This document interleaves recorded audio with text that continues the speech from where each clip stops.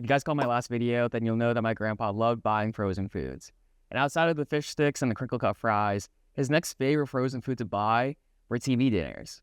And his most favorite TV dinner to buy was a Salisbury steak. So today, we're going to make the Salisbury steaks that your grandparents used to eat. Start off, I'm going to add in about half a pound of ground beef, followed by salt, black pepper, garlic powder, 1 egg, and some breadcrumbs. Give that a good mix until everything's nice and pasty. Almost forgot. I also add half onion and 1 clove of garlic. Portion out your Salisbury steaks. I'm doing roughly, out of the half pound, I'm looking at maybe 3 steaks or so. So we're going to get our ingredients ready for the gravy now. Using the other half of the onion, go ahead and slice this up. Next, slice your mushrooms, and then set them to the side. Next, we're going to start cooking our steaks. Some neutral oil. Once your oil is heated up, go ahead and add your steaks in.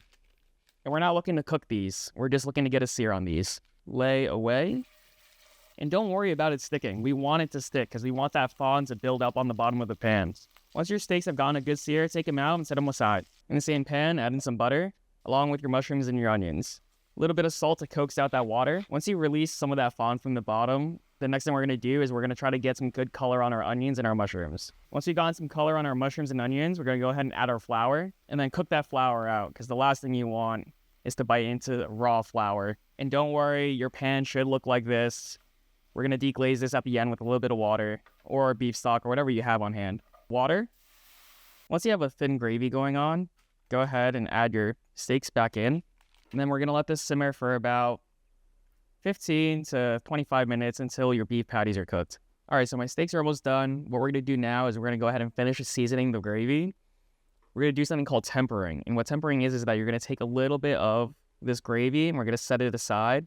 And inside this mixture, what we're going to do is we're going to add the rest of our seasonings in for 2 reasons. 1, so that we bring them up to temperature, so when we add it in, it doesn't clump up.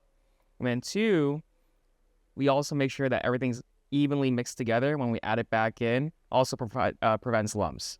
Now into our bowl, we're going to go ahead and add Worcestershire sauce and a little bit of whole grain Dijon. Go ahead and give that a quick mix. Add it back. Mix that around. Make sure everything gets evenly incorporated. Once you finish seasoning your gravy, go ahead and plate. The best thing about Salisbury steak is that it really goes with anything. You can serve it with mashed potatoes like what I'm about to do. You can serve it with pasta. You can serve it with rice. You can serve it with any carb and any vegetable really. And just to give it that TV dinner effect, I'm going to use some of that fake parsley flake stuff on top. Oh, yeah. You know, Grandpa, this might be better than the TV dinner.